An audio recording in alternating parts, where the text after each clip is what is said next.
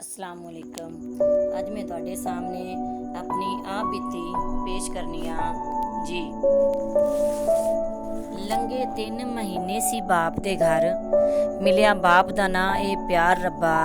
ਪੈਦਾ ਹੋਈ ਨਾ ਬਾਪ ਦੀ ਸ਼ਕਲ ਵੇਖੀ, ਬਾਪ ਕੀਤਾ ਨਾ ਮੇਰਾ ਖਿਆਲ ਰੱਬਾ। ਮਾਂ ਮਾਮਿਆਂ ਦੇ ਘਰ ਸੀ ਲੈ ਆਈ, ਮਾਮਿਆਂ ਰੱਖਿਆ ਖੁਸ਼ੀ ਦੇ ਨਾਲ ਰੱਬਾ। 7 ਸਾਲਾਂ ਦੀ ਹੋਈ ਸਕੂਲ ਘੱਲਿਆ, ਰੱਖੀ ਸਾਈਕਲ ਤੇ ਹੀ ਸਵਾਰ ਰੱਬਾ। ਮਾਮੇ ਰੱਖਦੇ ਸੀ ਸ਼ੌਕ ਪੜ੍ਹਾਵਣ ਦਾ, ਮਾਮੇ ਰੱਖਦੇ ਸੀ ਸ਼ੌਕ ਪੜ੍ਹਾਵਣ ਦਾ। ਖਲਦੇ ਵਕਤ ਦੇ ਨਾਲ ਸਕੂਲ ਰੱਬਾ।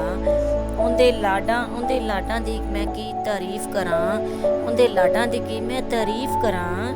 ਲਾਡ ਮਾਮੇ ਦੇ ਸਨ ਕਮਾਲ ਰੱਬਾ। ਇੱਕ ਦਿਨ ਚਾਚੇ ਨੂੰ ਸੀ ਮੇਰੀ ਯਾਦ ਆਈ, ਦਿੰਦਾ ਸਰ ਤੇ ਬੜੇ ਪਿਆਰ ਰੱਬਾ। ਕਹਿੰਦਾ ਮਾਮੇ ਨੂੰ ਇਹ ਹੈ ਧੀ ਸਾਡੀ, ਸਾਡੇ ਨਾਲ ਜਾ ਕਰ ਤਿਆਰ ਇਹਨੂੰ।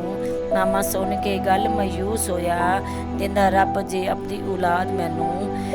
20 ਸਾਲਾਂ ਤੋਂ ਬਾਅਦ ਮੈਂ ਬਾਪ ਡਿੱਠਾ, ਬਾਪ ਸਰ ਉੱਥੇ ਰੱਖ ਢਾ ਮਾਰਦਾ ਸੀ। 20 ਸਾਲਾਂ ਤੋਂ ਬਾਅਦ ਮੈਂ ਬਾਪ ਡਿੱਠਾ, ਬਾਪ ਸਿਰ ਹੱਥ ਰੱਖ ਢਾ ਮਾਰਦਾ ਸੀ। ਯਾਦ ਮਾਮੇ ਦੀ ਉੱਥੇ ਸੀ ਬੜੀ ਆਈ, ਇਹ ਗੱਲ ਵੇਖੀ ਪਹਿਲੀ ਵਾਰ ਰੱਬਾ। ਵਾਪਸ ਆ ਮੈਂ ਮਾਮੇ ਦੇ ਗੱਲ ਲੱਗੀ, ਉਹ ਰੋਂਦਾ ਸੀ ਜ਼ਾਰੋ ਕਤਾਰ ਰੱਬਾ। ਰਿਸ਼ਤਾ ਮੰਗ ਲਿਆ ਸੀ ਉਹਨਾਂ ਮਾਮੇ ਕੋਲੋਂ, ਸਾਡਾ ਪੁੱਤਰ ਹੈ ਬੜਾ ਜਵਾਨ ਰੱਬਾ। ਉਹ ਪੁੱਤਰ ਸੀ ਮੇਰੇ ਤਾਏ ਦਾ, ਉਸ ਰਿਸ਼ਤੇ ਤੇ ਨਾ ਮੇਰੀ ਮਾਂ ਰਾਜ਼ੀ। ਤਾਏ ਦਾ ਪੁੱਤਰ ਸੀ ਡਾਢਾ ਜਵਾਨ ਹੁੰਦਾ, ਡਰ ਪਾਉਂਦਾ ਸੀ ਉਹ ਬੜੀਆਂ ਰਹਿਫਲਾਂ ਦਾ। ਇਹ ਸੋਚ ਮਾਮੇ ਨੂੰ ਪਰੇਸ਼ਾਨ ਕੀਤਾ, ਪਾ ਡੋਲੀ ਉਹ ਟੋਰਦਾ ਆਪ ਰੱਬਾ। ਡੋਲੀ ਪੈਣ ਲੱਗਿਆਂ ਇਹ ਨਸੀਹਤ ਕੀਤੀ, ਘਰ ਰੱਖੇ ਤੇਰਾ ਆਬਾਦ ਰੱਬਾ। ਮਾਮੇ ਈਦਾਂ ਤੇ ਸ਼ਬਰਾਤਾਂ ਦਿੱਤੀਆਂ, ਰੱਖਿਆ ਹਰ ਗੱਲ ਦਾ ਧਿਆਨ ਰੱਬਾ। ਮੇਰੇ ਬੱਚਿਆਂ ਨਾਲ ਉਸ ਪਿਆਰ ਕੀਤਾ, ਬਾ ਕਮਾਲ ਤੇ ਬਾ ਮਸਾਲ ਰੱਬਾ।